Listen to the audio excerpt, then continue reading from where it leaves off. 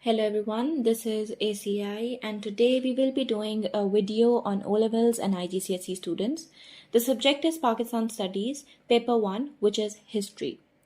The video is about the 7-mark question. This question usually comes in section A, question part C, that is compulsory, and section B, question part B.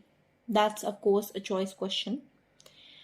Okay. On the left-hand side, you can see the previous past paper questions that we will be attempting later on in the video. This question is a knowledge understanding question. You're going to write the causes, the effects, and the reason for the event. You're going to write the answer in 3 paragraphs. The first paragraph, you're going to write the reason and the point behind it. If you are going to explain it, that's going to make it well developed, and that's going to make examiner give you 3 marks on the very first paragraph. Then the examiner will move on to your second paragraph. You're going to explain another reason and point. That's going to give you further 2 marks. And in the third paragraph, if you're going to explain 1 point and reason, that's going to give you further 2 marks, and that in the total will give you 7 marks. Now you must keep in mind that your explanation should be well developed and should cross all areas. Now comes the best part, the practice past paper questions. Categories in which the question could come is gonna be in 3 parts. The first being why something was formed, what was the reason behind it, what led to it. For example, why All India Muslim League was formed. Second part is why something was unsuccessful or failed. For example, why Roundtable Conference were unsuccessful, why Gandhi-Jinnah talks were unsuccessful in 1944. Thirdly comes why is it important, what is the significance behind an act or the event. For example, why Shimla Delegation was important for Muslims in the subcontinent. Okay, so we are going to answer this question that says that why All India Muslim League was formed. You're going to see me put the point and then how I'm going to explain it. So the explanation is going to make my point well developed. For the first reason I'm going to put is Muslims needed their own political party. Now, why is that so? Because in 1885, Indian National Congress was formed, and you can say Indian National Congress was biased to Hindus only and didn't quite support Muslims. So, due to this reason also, Sir Syed Ahmed Khan didn't join it. The second reason I'm going to write is that All India Muslim League was going to unite Muslims. And you all know that 2 is always better than 1. If the Muslims are going to unite, there would be a lot of Muslims who were fighting for their own rights. So they would have a right to speak. Third reason I'm going to put is that All India Muslim League would protect Muslims. From whom, you may ask? So that is from the Hindu extremist groups such as Arya Samaj, who were forcing and pressing Muslims to convert. And Congress was not quite taking actions against them.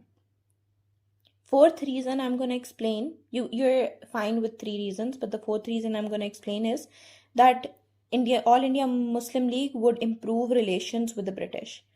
As we all know, in 1905, partition of Bengal, Muslim reputation was downhill due to the Hindu strikes and rallies.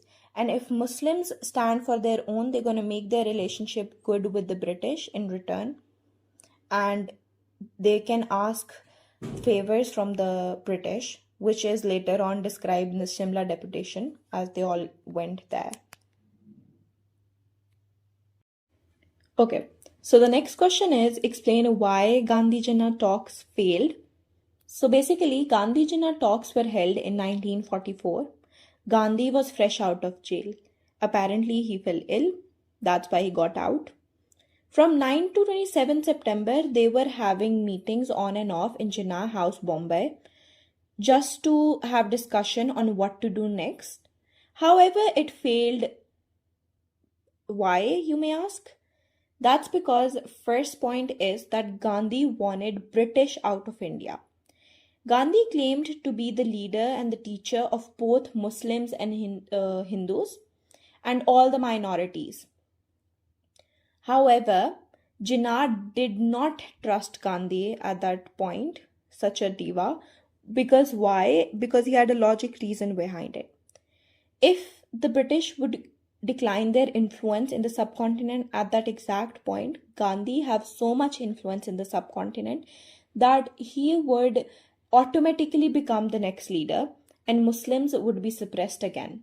All of the hard work Jinnah did would just go down the drain. Second reason is that Gandhi said that he represented all Indians. However, he rejected the two nation theory, which was the main aim of Muslims at that time. Third reason is that Gandhi had main power in the central government and Jinnah only had power in the provincial autonomy. And when the British would go out, all the power would go to Hindus because the central government was all of Hindus and it was the main power. So if the British would go out, automatically the stronger party would become the leader, and that is apparently Gandhi. So Jinnah was being logical. He had all the calculation done, and that's why the Gandhi-Jinnah talk failed. Okay, so the last question comes. Come on, don't leave me. Explain the importance of Shimla delegations for Muslims in 1906. Basically, Congress was being very rude, so they cannot rely on them. And due to the partition of Bengal, their reputation was down the drain. So they thought, why not just go to the British and ask for favors and be just desperate. So it is important because they demanded for the separate electorates and it was accepted. Hooray. Now, why is it important? Because the elections for the Muslims was going to be for the separate electorate. That means the Muslims going to have a separate position, and for the voting, the voting person should also be the Muslim. So they're going to have their own little party right next to the Hindus in the central government. Then comes the second point, that is, it later on lead to the All India Muslim League. Because Shimla delegation was successful, it boosted their confidence and now they think they can finally achieve something and not be a slave to the Hindus. Sorry. Third reason comes the relationship with the British increases. Because of the war in 1857, the relationship with the British was down the hill. That means riz was very low. And for their relation to go uphill, Sir Syed played an important role. Shimla demanded for the Muslim rights. That means now Muslims were directly linking their relation with the British. That means they can have business with them also later on. That's it.